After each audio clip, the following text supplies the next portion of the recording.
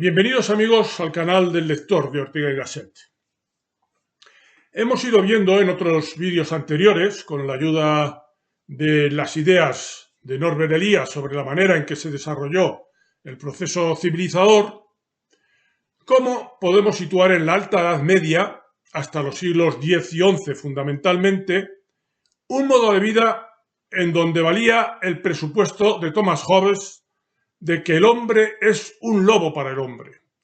El prototipo de este modo de vida lo establecía el guerrero o caballero medieval, para el cual, en aquellos siglos, la norma a la que sujetarse era la que establecían él mismo y su interés. La violencia, el robo y el pillaje eran un reconocido y asumido modo de vida. Los comportamientos respondían a los impulsos más primarios, tanto a la hora de comer o de ir a dormir, como a las desinhibidas maneras de entender la desnudez, la forma de realizar las necesidades corporales o en lo que se refiere a las relaciones hombre-mujer. Y también respecto a la desconsideración de las consecuencias futuras de los propios actos. Solo existía para aquellos hombres primitivos el presente, lo inmediato, y los comportamientos impulsivos, ya sea los que llevan a los comportamientos violentos, como a los festivos o a los sexuales, imponían su ley, o su falta de ella.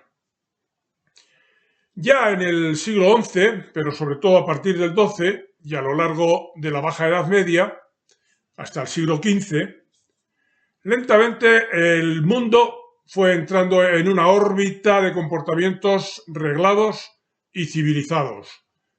Explica Norbert Elias cómo el monopolio de la violencia legítima por parte de instituciones centrales, esto es, los grandes señores feudales y finalmente los príncipes y reyes, condujo al progresivo control, primero externo, pero poco a poco también interno, de aquellos belicosos impulsos primarios que hacían al hombre ser un lobo para el hombre.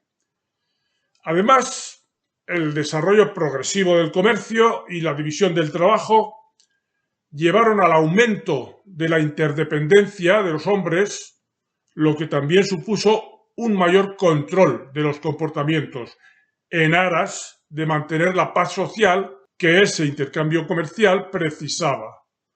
Los comportamientos, en general, antaño impulsivos, fueron sometiéndose al autodominio.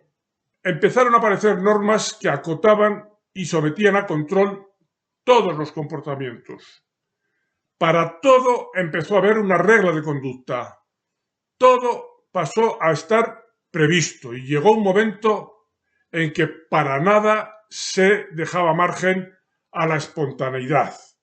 Se pisaba pues una tierra firme y previsible, más bien inamovible, fija, establecida de antemano, incuestionable.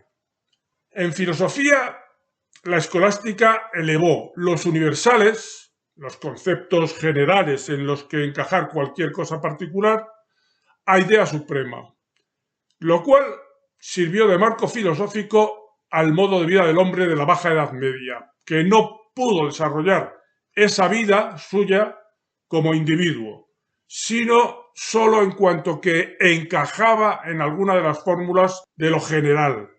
Estos moldes generalizadores marcaban su destino, el destino de ese hombre medieval, de principio a fin. Si nacía siervo, moriría siervo, y si artesano fue su padre, él lo sería también. O príncipe, o noble. Lo que había de pensar también se lo encontraba ya pensado. La vida personal, económica y social, decía Erich Fromm, se hallaba entonces, en esa Baja Edad Media, dominada por reglas y obligaciones a las que prácticamente no escapaba esfera alguna de actividad. En el siglo XIV, abunda Ortega, el hombre desaparece bajo su función social. Todo es sindicatos o gremios, corporaciones, estados. Todo el mundo lleva, hasta en la indumentaria, el uniforme de su oficio. Todo es forma convencional, estatuida, fija. Todo es ritual infinitamente complicado. Todas las rutas por las que había de discurrir la vida de cada hombre durante el medievo estaban ya previstas y decididas, incluidas en alguna fórmula universal, es decir, general y abstracta. Medievo estamos refiriéndonos a la Baja Edad Media en este caso.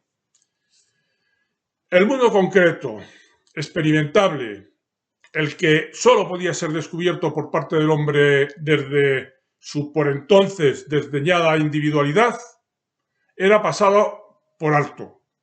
El hombre, confirma también Jacob Burckhardt, se reconocía a sí mismo solo como raza, pueblo, partido, corporación, familia u otra forma cualquiera de lo general.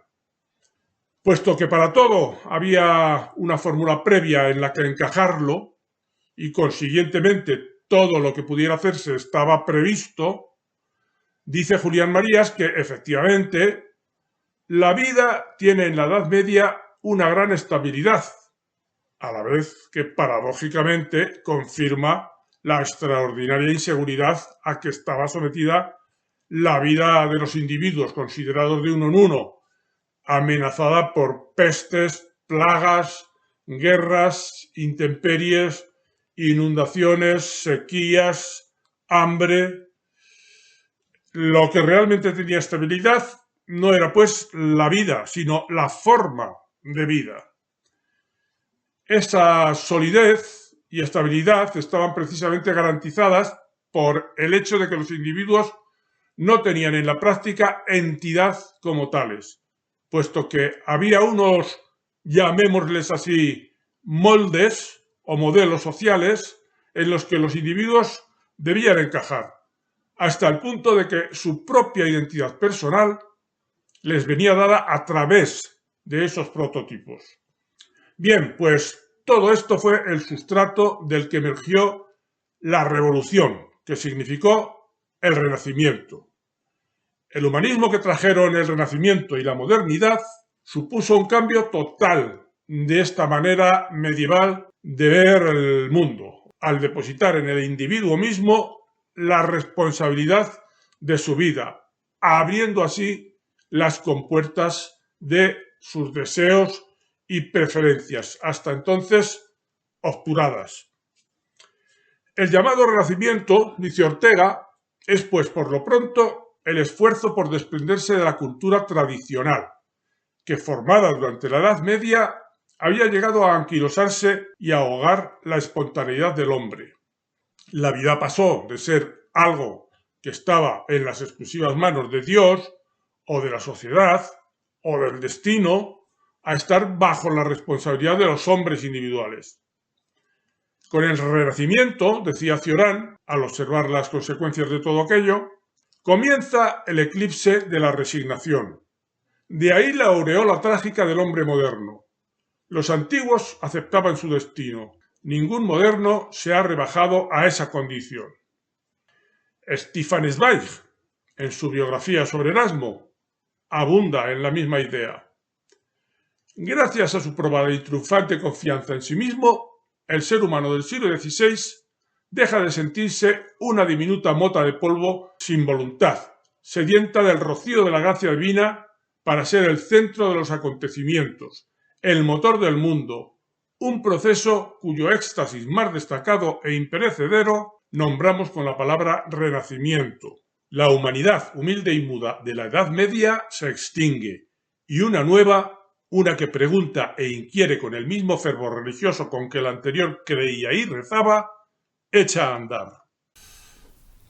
Este es un canal de divulgación de la filosofía y sus alrededores, especialmente la filosofía de Ortega y Gasset, el pensador en lengua española más importante habido hasta el día de hoy. Ayúdame en esta tarea divulgativa haciéndote suscriptor y dando al me gusta. Paralelamente, aparece asimismo por entonces un determinado tipo de desasosiego, como queda expreso en esto que también dice Ortega. El hombre antiguo parte de un sentimiento de confianza hacia el mundo, que es para él, de antemano, un cosmos, un orden. El moderno parte de la desconfianza, de la suspicacia, porque el mundo es para él un caos, un desorden. De manera que en el tránsito del siglo XV al XVI, dice también Zweig, de la noche a la mañana las certidumbres se convierten en dudas. Cualquier cosa perteneciente al ayer parece tener milenios y se descarta. El desasosiego fermenta en los países. El miedo y la impaciencia alientan en las almas. Lo que estaba ocurriendo en ese tránsito entre la Edad Media y la moderna era algo que ya la historia tenía registrado. Sucede que en general hay épocas, como la Baja Edad Media, en las que lo colectivo predomina claramente sobre lo individual.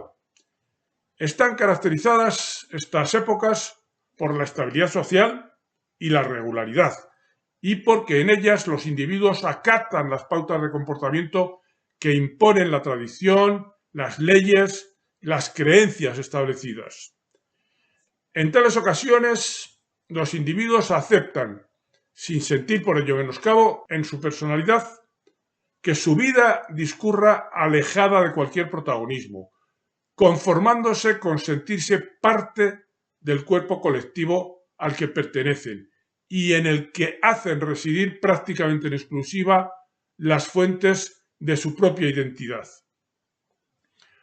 A cambio de este máximo de orden y estabilidad, que en tales sociedades y épocas se alcanza, a pesar, como decimos, de la permanente amenaza para la vida que en aquel tiempo suponían las guerras constantes, las epidemias, las hambrunas, se cede como tributo la total ausencia de originalidad y creatividad en los modos de ser. A lo que se aspira solamente es a hacer lo que hacen los demás, recelando de cualquier clase de innovación por el solo hecho de serlo y considerando que cualquier salida por la tangente del molde general es una perversión. Tal anulación de lo individual en esas épocas históricas acaba por resultar asfixiante y los tiempos terminan por balancearse hacia el otro extremo del péndulo, en busca de las posibilidades que la precedente manera de estar en el mundo había dejado obturadas. La huella que en la filosofía dejaron estos cambios de época estuvo representada en la Grecia antigua, por ejemplo, por Demócrito de Abdera, el fundador del atomismo, que vivió en los siglos V y IV antes de Cristo, o por Diógenes el Cínico, un poco posterior, y en la Edad Media por Guillermo de Ockham, del siglo XIV, máximo representante, junto a Juan Duns Scoto, de la vertiente de la escolástica que se conoció como nominalismo y que guardaba un cierto paralelismo con el antiguo atomismo. A partir de estos filósofos, los individuos, las unidades mínimas de cuya aglomeración, según ellos, se compone el mundo, son las únicas realidades a considerar en última instancia. Todo lo demás que parece existir no son sino artificios generados por la mente, entidades solo sustentadas en la convención, el consenso general, que lleva a ver cosas que solo existen realmente en la mente, en la imaginación de quienes las perciben. Bosques, por ejemplo, donde solo hay árboles individuales. Como el mismo Demócrito señalaba, por convención el color, por convención lo dulce, por convención lo amargo, pero en realidad átomos y vacío. Además de considerar también simplemente convencionales los nombres y lo que estos designaban, porque, por ejemplo, añadía Demócrito, los nombres de los dioses son imágenes sonoras. Flatus voci, soplos de voz, dirían evocadoramente los nominalistas que Guillermo de Ockham abanderó. Los nombres, pues, eso es, en exclusiva, según los atomistas de cualquier época, aquello en lo que vienen a consistir todas las cosas en cuanto trascendemos del estrato de los átomos o de los individuos, de la unidad mínima indivisible, en suma. Detrás de los nombres, que es la forma de referirse a las generalidades, ya no había nada esencial, solo convencionalismos. No hay más realidades que la de los individuos. Con sus teorías, Guillermo de Ockham estaba preludiando la enorme irrupción de originalidad y creatividad que aconteció a partir del Renacimiento, cuando los individuos, rompiendo los moldes preestablecidos, pasaron a ser los depositarios de su propio sentimiento de identidad y responsables últimos de su manera de ser y de comportarse.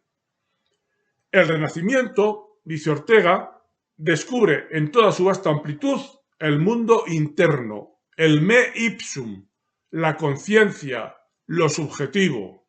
Podríamos decir que en realidad redescubre el Renacimiento, ese mundo interior, que ya habían desvelado Jesucristo y San Pablo, como mostré en un vídeo anterior sobre el estoicismo y el cristianismo, como las dos fuentes principales de las que surgió Occidente.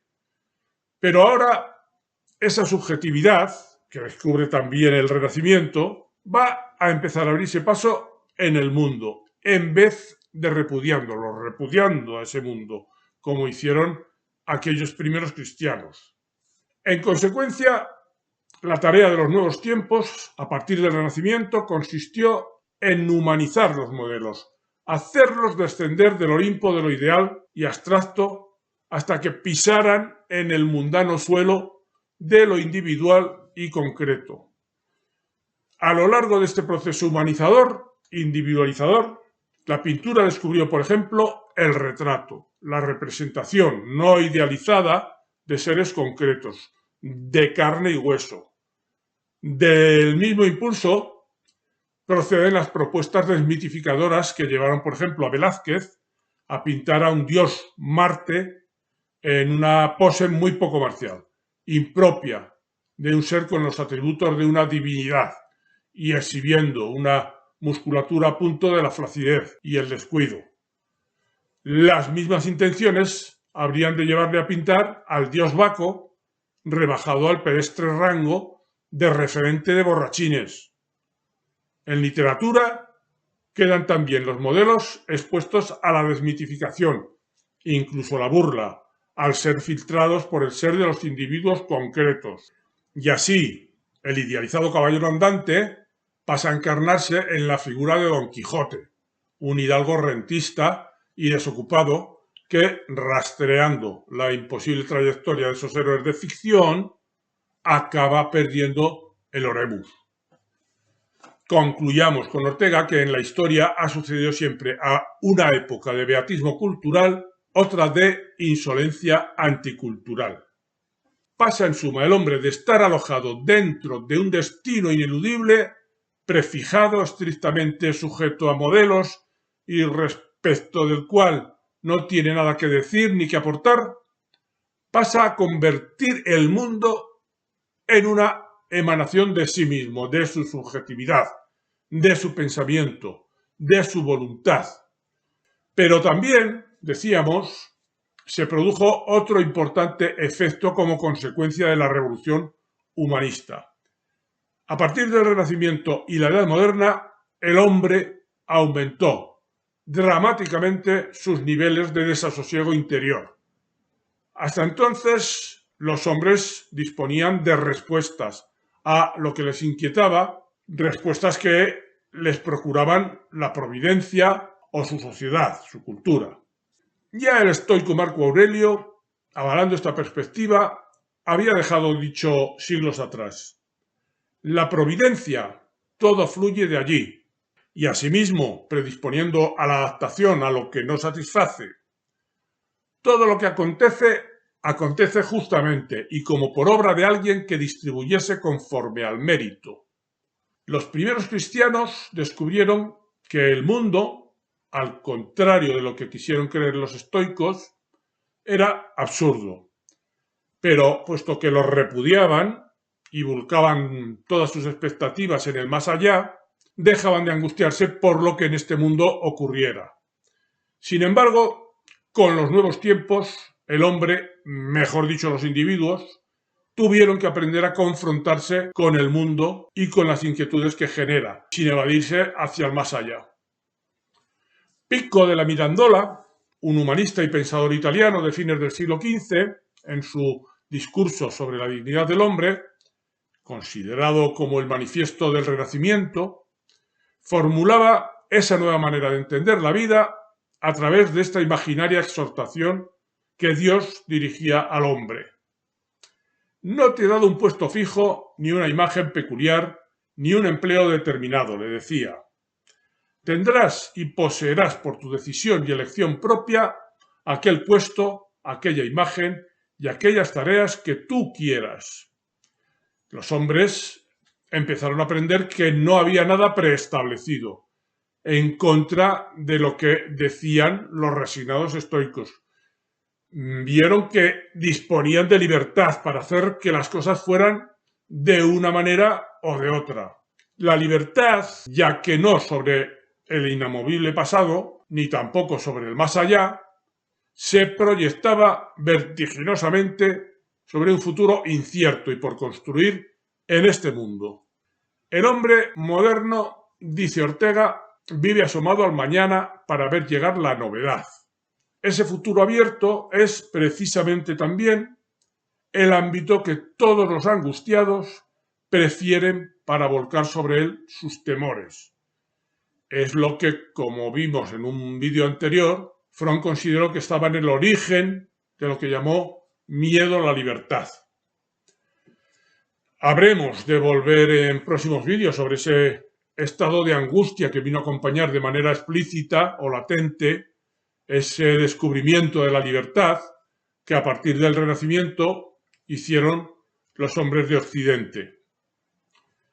De modo singular, desde el siglo XVI en adelante, en los países del norte de Europa, el individuo desarrolló un obsesivo afán de trabajo del que habían carecido los hombres de periodos anteriores. Y otro rasgo que complementariamente desarrolló fue una ardorosa ambición de fama y de éxito social, tan ajena como había sido al hombre medieval. Estos dos vivos impulsos hacia el trabajo y hacia el éxito social fueron dos fuerzas decisivas en la gestación del mundo tal y como lo conocemos hoy en Occidente, sin las cuales, para empezar, no hubiera sido posible el desarrollo del capitalismo moderno. Tales impulsos surgieron precisamente como respuesta e intento de contrarrestar aquel desasosiego interior que emergió en los hombres a raíz de su nueva situación vital. Estos, por entonces, vinieron a tomar conciencia de su radical soledad, lo cual quería decir que su destino dejaba de forjarse en instancias colectivas ajenas a ellos mismos y pasaba a estar sometido a su responsabilidad individual, que su vida en su conjunto les correspondía a ellos justificarla, decidir lo que había de ser, darle un sentido. Y precisamente eran la acción efectiva, el trabajo, el esfuerzo, los medios a través de los cuales se podía alcanzar tal justificación. Del mismo modo que el éxito social sería la señal de que aquellos medios habían servido realmente para alcanzar el objetivo. Desde el punto de vista psicológico, podríamos decir que la crisis del fin de la Edad Media condujo finalmente a un sentimiento de desarraigo, insignificancia y soledad, acompañado de la correspondiente carga de angustia que afectó a los individuos en la medida en que perdían el amparo y la seguridad que hasta entonces les había otorgado el hecho de sentirse perfectamente integrados en el ser colectivo al que pertenecían y que les daba consistencia, significado. Apareció, pues, el que Norbert Elias denominó homo clausus, hombre encerrado en sí mismo. El hombre occidental dejaba atrás una forma de vida caracterizada por el rígido control social y religioso de los comportamientos y estrenaba un acendrado sentimiento de libertad, la capacidad de gestionar su propia vida y de buscar para ella una justificación y un sentido. Pero hasta que eso no llegase a conseguirlo, lo que se le hacía evidente era que ahora vivía a la intemperie, sintiendo algo semejante a lo que Adán y Eva debieron de experimentar cuando, coincidiendo con su expulsión del paraíso, comprobaron que estaban desnudos y que tenían que ganarse la vida. También el individuo que emergía del Renacimiento empezó a comprobar que su vida encontraría justificación solo a base de acumular esfuerzos y méritos propios suficientes. De lo contrario, prevalecería el sentimiento de angustia y de insignificancia. Erich Fromm añade algunos matices a esta idea. Al tener conciencia de sí mismo como de algo distinto a la naturaleza y a los demás individuos, al tener conciencia aún oscuramente de la muerte, la enfermedad y la vejez, el individuo debe sentir necesariamente su insignificancia y pequeñez en comparación con el universo y con todos los demás que no sean él. A menos que pertenezca a algo, a menos que su vida posea algún significado y dirección, se sentirá como una partícula de polvo y se verá aplastado por la insignificancia de su individualidad. Se abrían ante el individuo, pues, dos caminos. El primero le llevaba a diseñar y llevar a efecto un proyecto de vida a través del cual llegar a dar a ésta sentido y justificación, compensando de esa manera el sentimiento de insignificancia, soledad y desarraigo en el que había caído. Quien, siguiendo por este camino, llevase adelante su proceso de individuación, habría de liberar en su personalidad una fuerza correlativa y proporcional a la empresa afrontada. Es lo que ocurre con toda fuerza creativa, que aparece no porque simplemente exista un órgano o capacidad que la ponga a nuestra disposición, sino solo en la medida en que es necesitada y demandada por la personalidad, aunque podamos entender que aquella capacidad previa se mantenga como prerequisito. La libertad, al menos a través de esta primera vía que a partir de ella se abre, obliga al hombre a ser eficiente y creador. De esa fuerza creadora que desencadenó la nueva manera de estar en el mundo que supuso el Renacimiento, dan testimonio todos los logros que el hombre europeo alcanzó a partir de entonces y que no han alcanzado las demás culturas, que no han atravesado una revolución semejante a la nuestra del Renacimiento.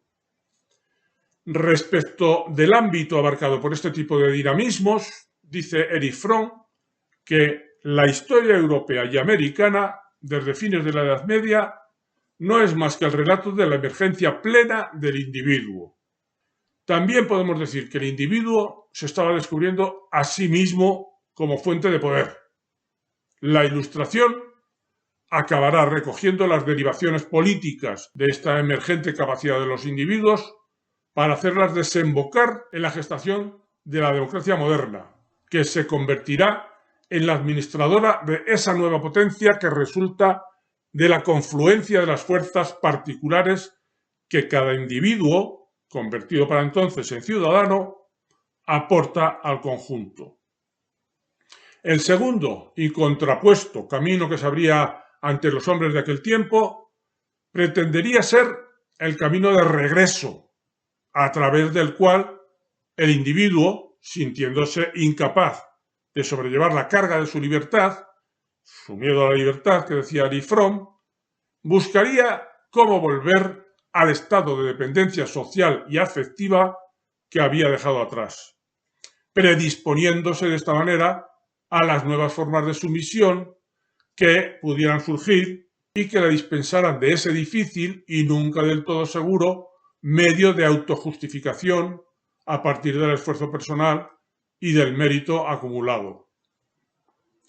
Entre tanto, la personalidad afectada por este fracaso en el proceso de individuación sufrirá los efectos deletéreos de la angustia acarreada por los sentimientos de soledad e insignificancia que, impedida su evolución hacia alguna forma de compensación creativa o como trabajo, acabará dando lugar a diversas perversiones que encenderán la mecha de muchas de las catástrofes que irán asolando los campos europeos.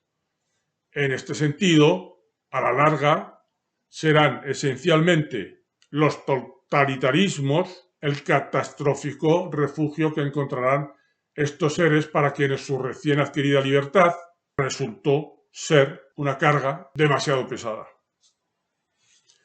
Ortega ha señalado como en diversos aspectos la gran potencia histórica que ha elevado nuestro mundo a estas alturas que hoy disfrutamos, por encima de cualquier otra que haya conseguido la humanidad, lleva en su seno también, paradójicamente, los factores que pueden acabar con ella.